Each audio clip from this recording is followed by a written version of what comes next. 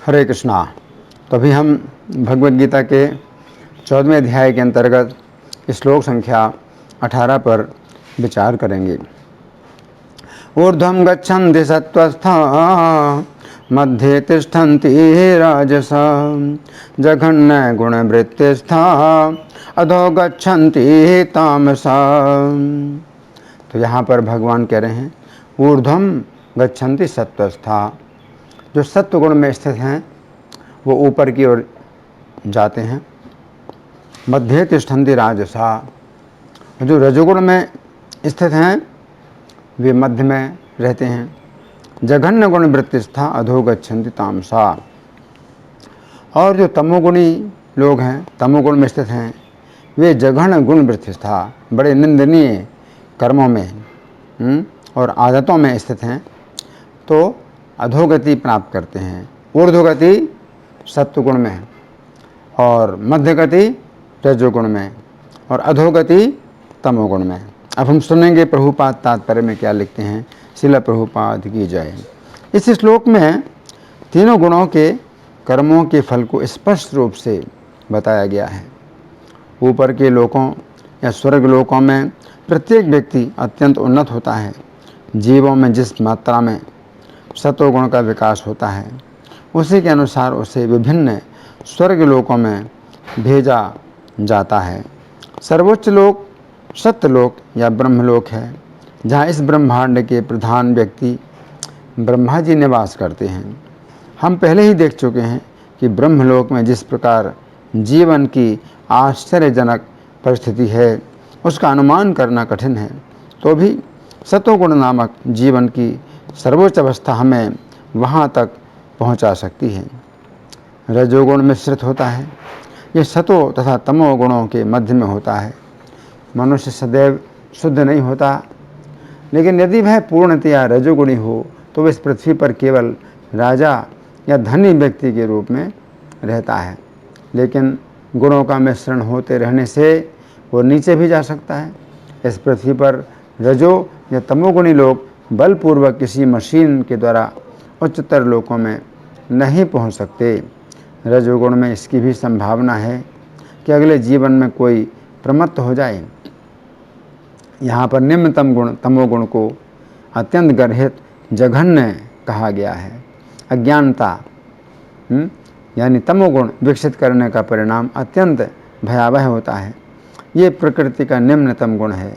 मनुष्य योनि से नीचे पक्षियों, पशुओं, सरीसृपों, वृक्षों आदि की 80 लाख योनियाँ हैं, और तमोगुण के विकास के अनुसार ही लोगों को ये अधम योनियाँ प्राप्त होती रहती हैं। यहाँ पर तामसाह शब्द अत्यंत सार्थक है। ये उनका सूचक है जो उच्चतर गुणों तक ऊपर ना उठकर निरंतर तमोगुण में ही बने रहते हैं। उनका भविष्य अत्यंत अंधकार में होता है। तमोगुणी तथा रजोगुणी लोगों के लिए सतोगुणी बनने का सुअवसर है, और ये कृष्ण भावनामृत विधि से मिल सकता है।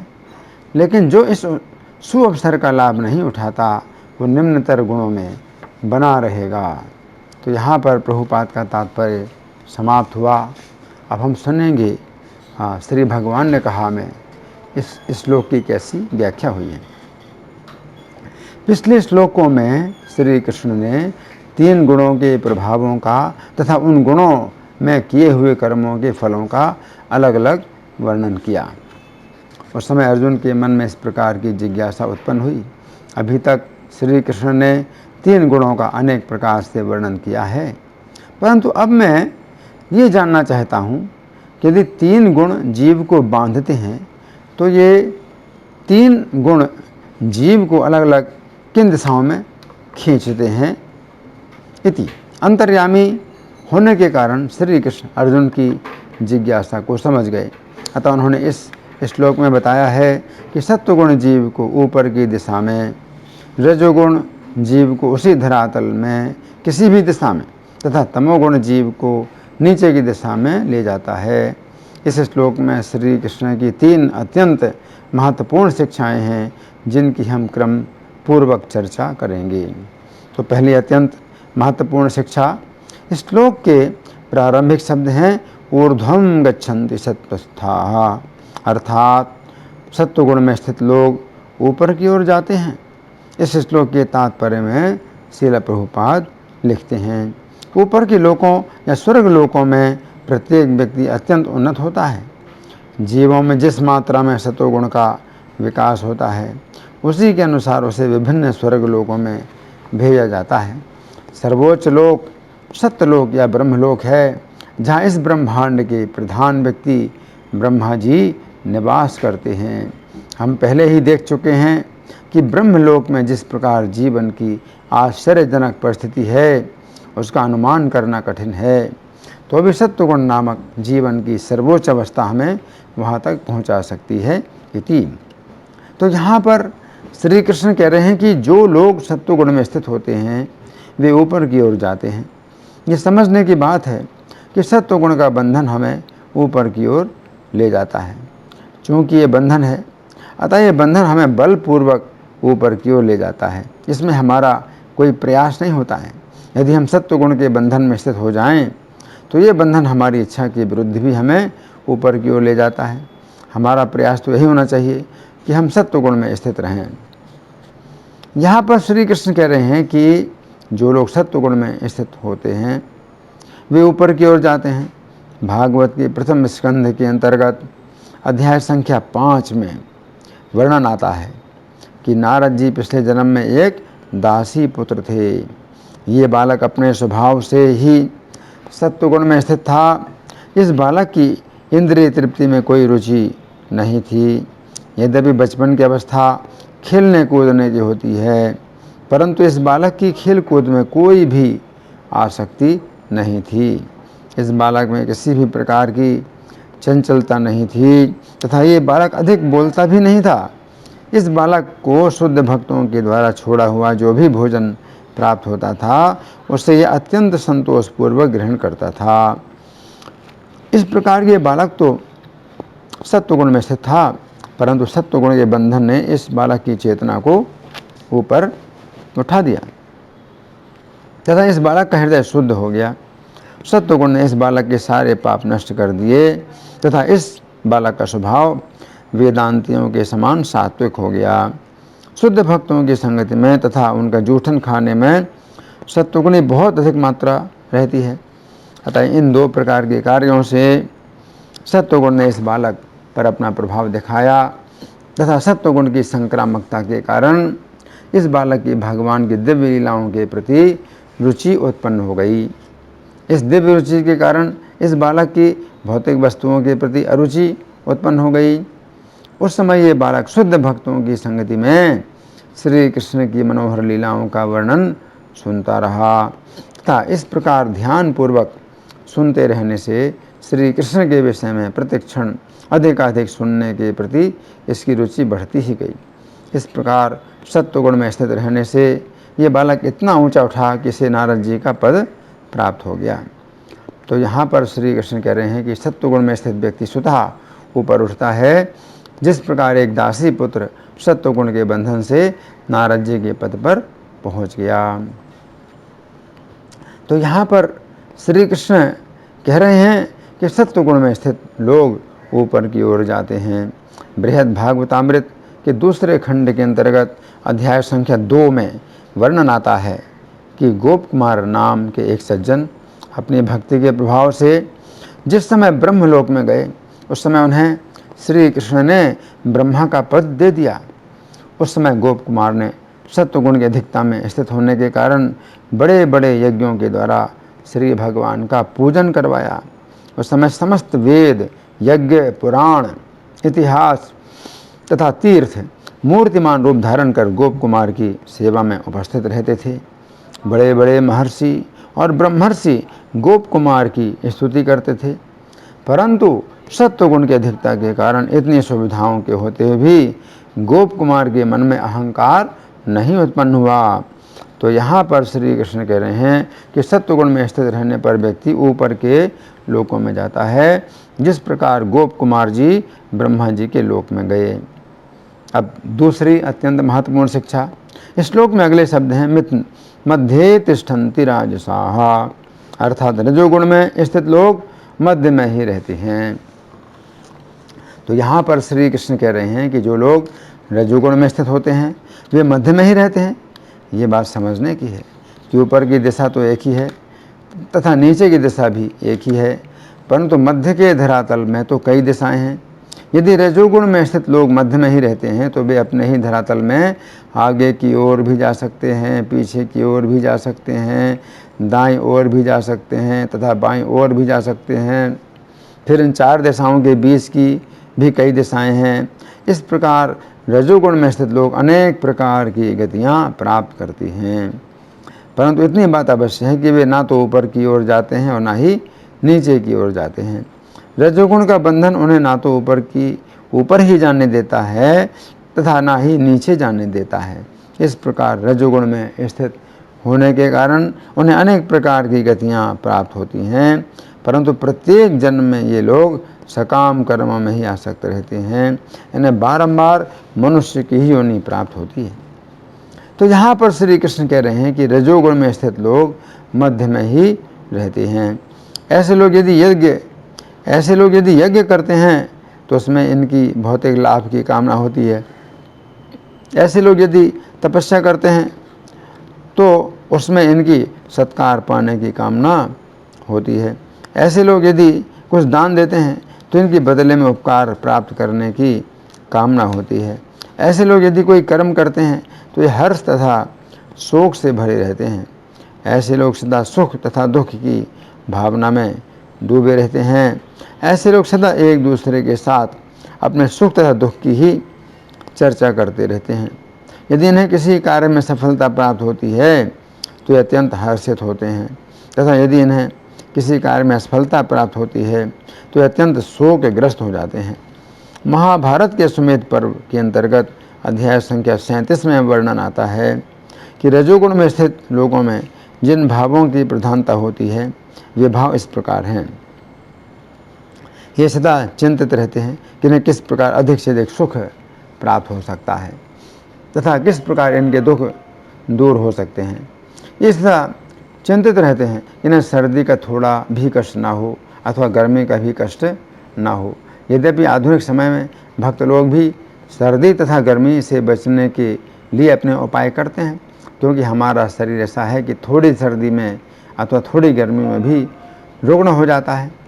परंतु रजोगुणी लोग सर्दी तथा गर्मी को उतना भी सहन नहीं करना चाहते हैं जितनी सर्दी तथा गर्मी में इनका शरीर रुग्ण नहीं होगा। तो यहाँ पर श्री कृष्ण कह रहे हैं कि रजोगुण में स्थित लोग मध्य में ही रहते हैं। अब तीसरी अत्यंत महत्वपूर्ण शिक्षा। इस श्लोक की दूसरी पंक्ति के शब्द हैं जघन्य गुण वृत्तिस्था अधा गच्छन्ति तामसाः, अर्थात अत्यंत निंदनीय गुणों तथा वृत्तियों में स्थित तमोगुणी लोग नीचे की ओर जाते हैं। इस श्लोक के तात्पर्य में श्रील प्रभुपाद लिखते हैं, यहाँ पर निम्नतम गुण तमोगुण को अत्यंत गर्हित कहा गया है। अज्ञान को विकसित करने का परिणाम अत्यंत भयावह होता है। ये प्रकृति का निम्नतम गुण है। मनुष्य योनि से नीचे पक्षियों, पशुओं, कीटों, वृक्षों आदि की 80 लाख योनियाँ हैं और तमोगुण के विकास के अनुसार ही लोगों को ये अधम योनियाँ प्राप्त होती रहती हैं। यहाँ पर तामसा शब्द अत्यंत सार्थक है। ये उनका सूचक है जो उच्चतर गुणों तक ऊपर ना उठकर निरंतर तमोगुण में ही बने रहते हैं इति। तो यहाँ पर श्री कृष्ण कह रहे हैं कि तमोगुण में स्थित लोग गर्हित आदतों में ही आसक्त रहते हैं। महाभारत के अश्वमेध पर्व के अंतर्गत अध्याय संख्या 36 में वर्णन आता है कि तम को अंधकार रूप समझना चाहिए, जिसका दूसरा नाम मोह है। यह धर्म को रक्षित कराने वाला और पाप कर्म करने वाले लोगों में निश्चित रूप से रहता है।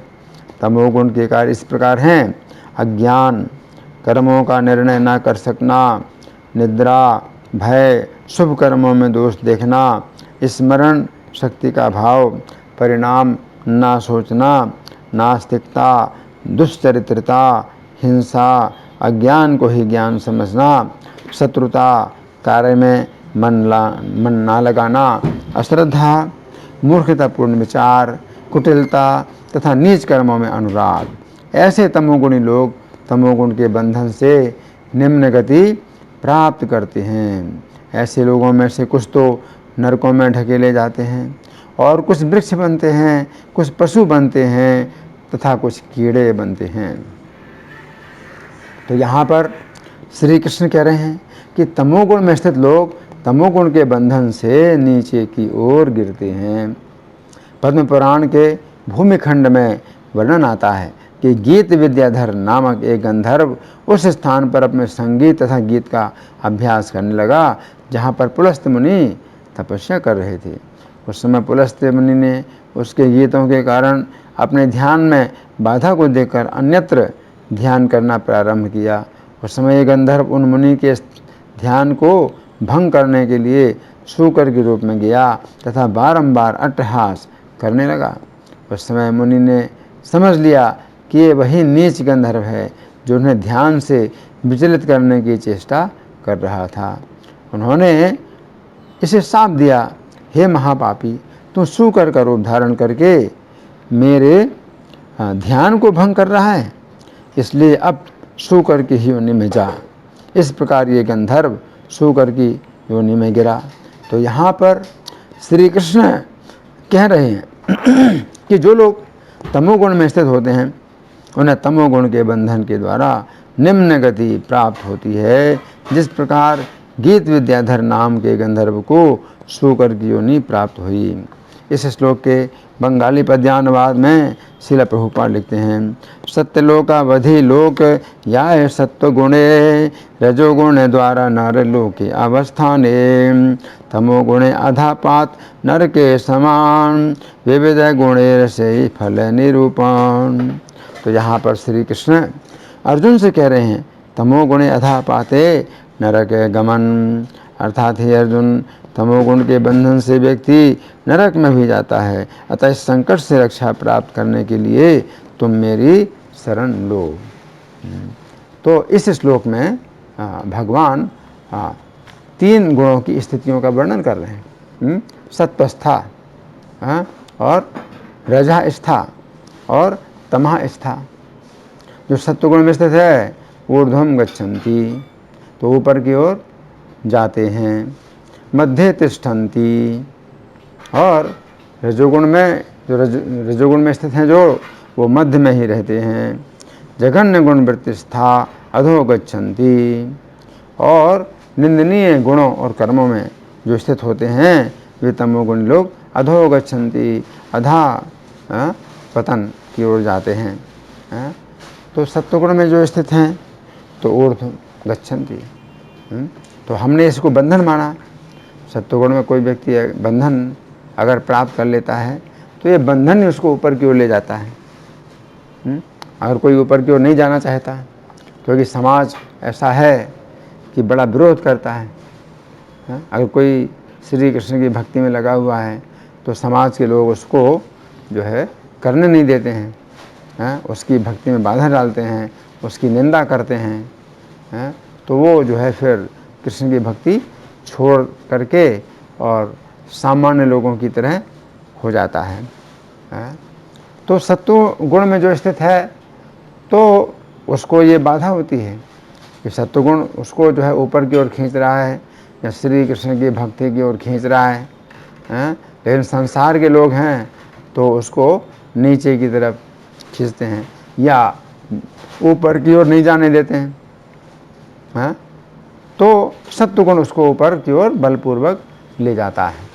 तो यहाँ पर ये भगवान बतला रहे हैं कि तीनों गुण में बंधन है, लेकिन सत्वगुण का जो बंधन है वो सही दिशा की ओर है। और जब व्यक्ति शुद्ध भक्ति में स्थित हो जाता है, सत्व में स्थित होकर के वो भक्ति की ओर जाता है, और जब शुद्ध भक्ति में स्थित हो जाता है तो फिर वो सत्वगुण के बंधन से जो है छूट जाता है, क्योंकि अब वो इतनी ऊंची स्थिति में आ गया है शुद्ध भक्ति की कि उससे ऊपर जाने की आवश्यकता ही नहीं, उससे ऊपर जाने की कोई बात ही नहीं होती। तो इसलिए वो अब सत्वगुण नहीं कहलाता है, फिर वो कैसा कहलाता है, नित्य सत्व स्था, नित्य सत्व स्था, कि वो नित्य सत्व में स्थित है। तो सत्वस्था और नित्य सत्वस्था इसमें अंतर है। नित्य सत्वस्था का मतलब है 3 गुणों से ऊपर हो गया वो, और सत्वस्था का मतलब है कि अभी वो ऊपर की ओर और जाएगा। तो सबसे ऊपर वो नहीं पहुंचा, लेकिन सबसे ऊपर जब पहुंच जाता है तो फिर वो सत्वगुण के बंधन में नहीं रहता, क्योंकि सत्वगुण अब उसको ऊपर उठा नहीं सकता। धन्यवाद। हरे कृष्णा।